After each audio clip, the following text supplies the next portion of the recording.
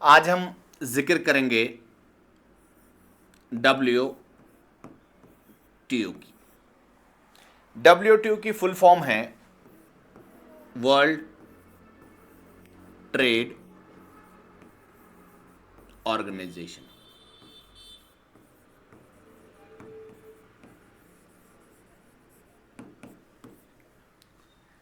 अगर आप देखेंगे, एक नॉर्थ अफ्रीकन कंट्री है, उसका नाम है मोरक्को। ये जो मोरक्को है, ये एक नॉर्थ अफ्रीकन कंट्री है। नॉर्थ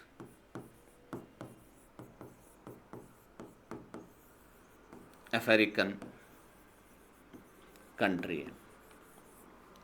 और इस मोरक्को के जस्ट ऊपर एक कंट्री है, उसका नाम है स्पेन। इस मोरक्को के इस साइड में है मेडिटेरियन सी,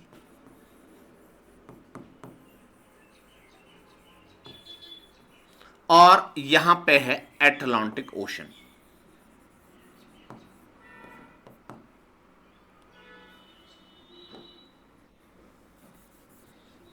यहां पे है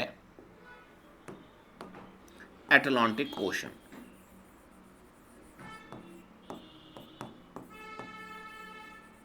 इस मोरक्को के साउथ में है सहारा डेजर्ट। इस मोरक्को की कैपिटल है रबत। ये जो यहां पे एक जगह है मोरक्को में, उस जगह का नाम है Marrakesh.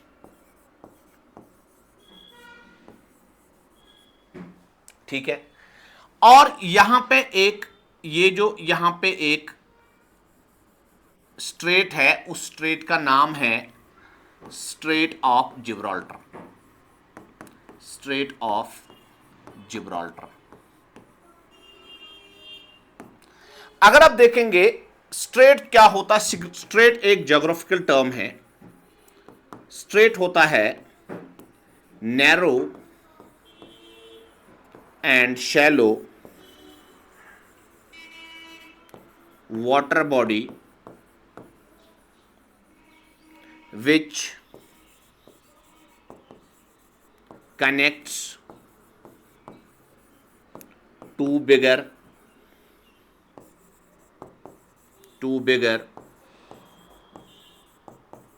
water bodies and connects to water bodies and straight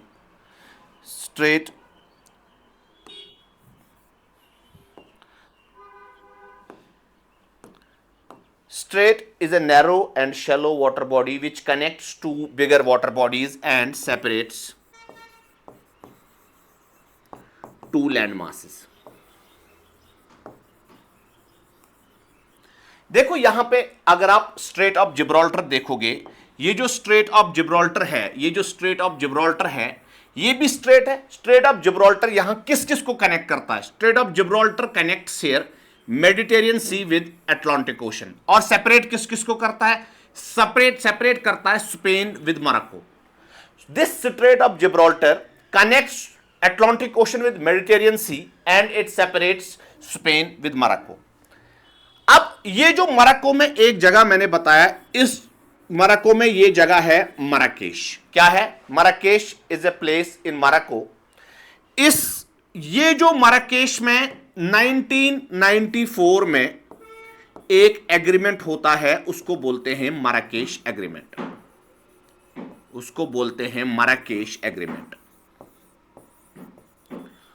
और इस मराकेश एग्रीमेंट में 123 कंट्रीज ने पार्टिसिपेट किया। Are you getting what I am saying you? I am telling you that Morocco में एक जगह है मराकेश। इस मराकेश में 1994 में एक एग्रीमेंट होता है जिसको बोलते हैं मराकेश एग्रीमेंट। और इस मराकेश एग्रीमेंट में 123 कंट्रीज ने पार्टिसिपेट किया। अब यहां पे ये जो मराकेश एग्रीमेंट है, ये जो मराकेश एग्रीमेंट है, मराकेश एग्रीमेंट, ये 1994 में होता है मराकेश में, और इसी मराकेश एग्रीमेंट के रिजल्ट में हमारे पास बनता है WTO, वर्ल्ड ट्रेड ऑर्गेनाइजेशन। ये वर्ल्ड ट्रेड ऑर्गेनाइजेशन 1995 में अपने ऑपरेशन स्टार्ट करती है। Are you getting what I am saying you? Now the point is this कि ये जो WTO है, ये which is an outcome of Marrakesh agreement, it is world's largest economic organization,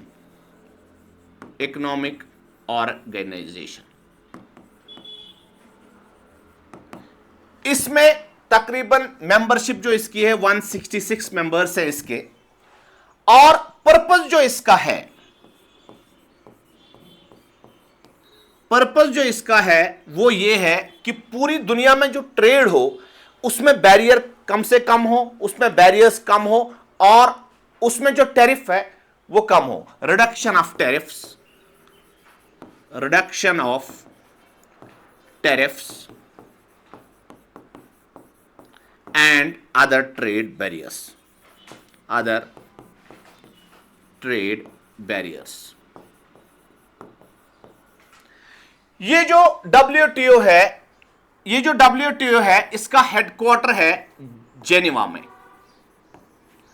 Geneva एक जगह है स्विट्जरलैंड में। और जो ऑफिशियल लैंग्वेजेस WTO के हैं वो है English, Spanish and French. That means English, Spanish and French are its official languages, and this WTO has its headquarters is in Geneva. Official languages English, Spanish and French. It is the world's largest economic organizations, and purpose जो इसका है वो ये है कि reduction of tariffs and other trade barriers. Now, आप बोलेंगे ये जो WTO है, वर्ल्ड ट्रेड ऑर्गेनाइजेशन, जो 1995 में जिसने अपने ऑपरेशन स्टार्ट किए, which is an outcome of Marrakesh agreement, क्या इससे पहले दुनिया में ट्रेड नहीं होता था? क्या इससे पहले कोई ऑर्गेनाइजेशन नहीं थी? इससे पहले भी ऑर्गेनाइजेशन थी। अगर आप देखेंगे इससे पहले भी ट्रेड होता था। हमारे पास एक ऑर्गेनाइजेशन थी, उसको बोलते थे गेट। 1948 में वो बनी थी, और गेट की फुल फॉर्म है general agreement, general agreement on tariffs and trade, tariffs and trade.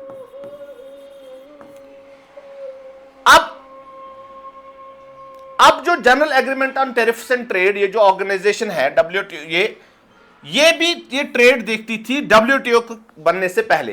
अगर हमारे पास एक ऑर्गेनाइजेशन थी, if we had already an organisation which was looking for trade world over, तो जरूरत क्या थी फिर WTO बनाने की? हमारे पास जो ये गेट थी, ये प्राइमरली देखती थी ट्रेड ऑफ गुड्स। क्या देखती थी? Trade of.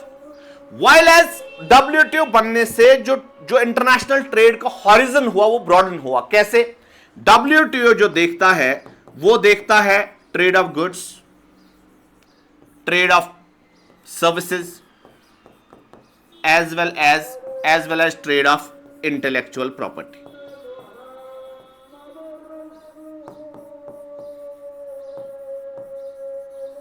Intellectual property.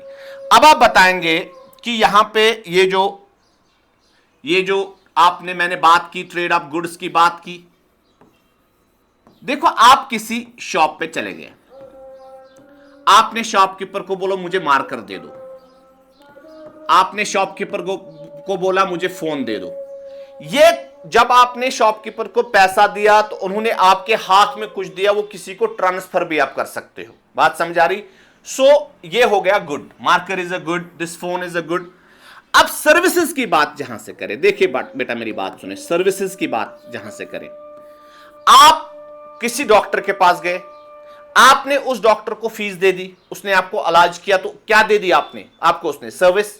आप कहीं पे आपने एयरटेल का सिम लिया या जियो का सिम लिया, आप बिल भरते हो, आप रिचार्ज डालते हो, तो वो आपको क्या देता है? सर्विस, आप पैसा देते हो। या आप परेपुरा में जाओ, परेपुरा में एक बहुत ही एक्सीलेंट एकेडमी है जो पढ़ाती है 11th 12th नीट और जेई। आप वहां जाके बच्चे को रजिस्टर करा रहे हो, वहां उनको आप फीस दे रहे हो, और वो क्या दे रहे हैं? वो आपको पढ़ा रहे हैं, तो आपको सर्विस दे रहे हैं। बात समझ आ रही? मुझे पूरा यकीन है कि सर्विस का कॉन्सेप्ट आपको समझ आ गया। अब तीसरी बात यहां है इंटेलेक्चुअल प्रॉपर्टी। इंटेलेक्चुअल प्रॉपर्टी क्या होता है? इंटेलेक्चुअल प्रॉपर्टी होता है which is basically N outcome of brain, which is basically outcome of brain. Outcome of brain मतलब आ गया किसी का सपोज डिजाइन है, आर्टिस्टिक डिजाइन है, किसी का लोगो है, किसी का लोगो है, डिजाइन है, या कोई भी आर्टिस्टिक वर्क है, तो वो आते हैं किसमें? वो आता है intellectual property. Anything which is outcome of brain और इंटेलेक्ट। सपोज एक इंस्टीट्यूट है सर्वम, सर्वम कहां है? कोटा में एक इंस्टीट्यूट है, राजस्थान में कोटा में एक इंस्टीट्यूट है सर्वम। उनका एक लोगो है, और उनका एक लोगो है which is outcome of their intellect, which it cannot be used by somebody else. Are you getting what I am saying you? Second बात ये है कि आप स्टारबक्स कॉफी चेन, उनका लोगो है, Amazon का है। So ये जो चीजें which is an intellectual, which is outcome of intellect, which is outcome of brain, international level पे भी इनको सेफगार्ड किया जाता है, और ये जो जिम्मेवारी है किसकी है? WTO की ही है। बात समझ आ रही? मैंने एक बात की आपके साथ, मैंने बोला जो ये WTO है, ये WTO काम करता है reduction of tariffs and trade barriers, reduction of tariff, reduction of tariff, कि दुनिया में जो ट्रेड हो उसमें कम से कम टैरिफ हो, and reduction of various trade barriers, reduction of trade barriers. अब आप बोलेंगे ट्रेड बैरियर्स, अब आप बोलेंगे कि क्या ये व्हाट इज अ टैरिफ, ये टैरिफ क्या होता है? आप ऐसे मान लो हमारे पास एक कंट्री है, एक अंडरस्टैंडिंग के लिए मैं एक हाइपोथेटिकल कंट्री बना रहा हूं, इस कंट्री का नाम है माओफलंग, और दूसरी कंट्री है हमारे पास, इस कंट्री का नाम है सोम। ये हमारे पास दो कंट्री है, माफलंग एंड सोम, माफलंग एंड। मान के चलो आप, ये जो माफलंग है, माफलंग में प्रोडक्शन होती है मार्कर की, मार्कर पेन की, और सेल फोन्स की, फोन्स की। ये क्या करता है? ये जो माफलंग कंट्री है, इसको ये बेचते हैं कहां पे? ये बेचते हैं सोम में, दूसरी कंट्री में। किस लिए? बेचने के लिए। तो ये जो मार्कर, पेन और फोन, ये माफलंग के लिए हो गए एक्सपोर्ट्स। क्या हो गए? माफलंग के लिए क्या हो गए? एक्सपोर्ट्स। और कहां गए? सोम। सोम के लिए क्या हो गए? सोम के लिए ये हो गए इंपोर्ट्स। Are you getting?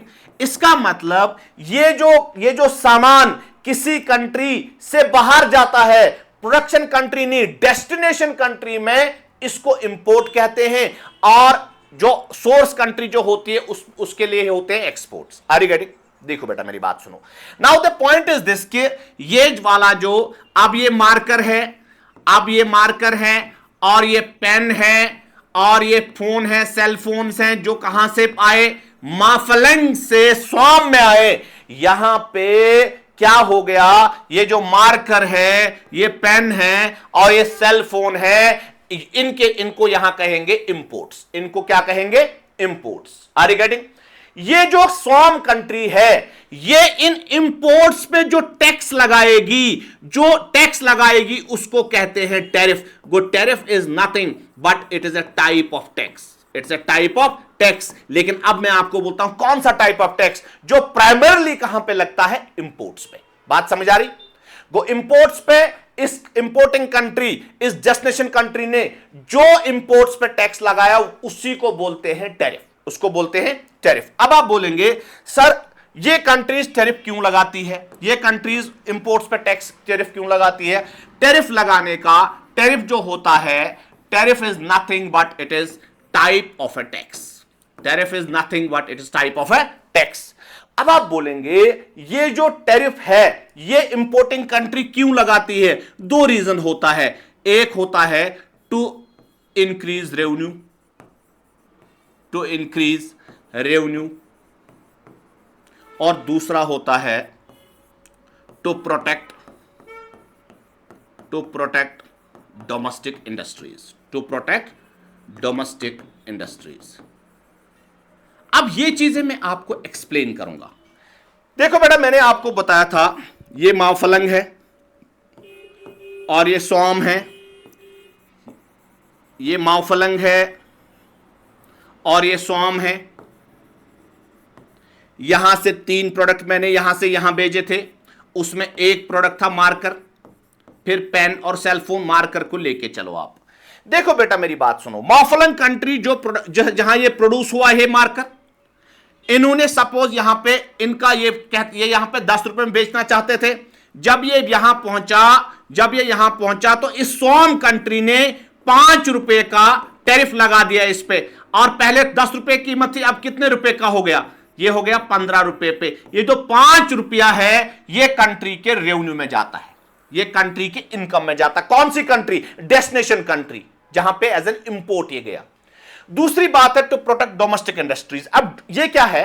देखो बेटा मेरी बात सुनो, इस स्वाम में बहुत सारी अपनी फैक्ट्रीज भी होंगी, अपनी इंडस्ट्रीज भी होंगी जो मार्कर बनाते होंगे। और मान के चलो आप, जब आपने इस पे टैक्स लगाया तो आपका जो इंपोर्ट कर किया हुआ मार्कर है वो क्या हो गया? वो थोड़ा महंगा हो गया। और जब वो महंगा हो गया, जो अपना है वो थोड़ा रिलेटिवली उसके रिलेटिवली में क्या हो गया? सस्ता हो गया। मान के चलो कि इनका अपना मार्कर की कीमत थी 12 रुपए, और इसने तो 10 रुपए में बेचना था, लेकिन 5 रुपए का टैक्स लगा के ये कितने पे चला गया? 15 रुपए पे। अब महंगा कौन सा है? जो इंपोर्ट किया गया। तो लोग प्रेफर करेंगे कि इसी अपने ही प्रोडक्ट को खरीदने के लिए, जिससे डोमेस्टिक इंडस्ट्री बच जाती है। बात समझ आ रही?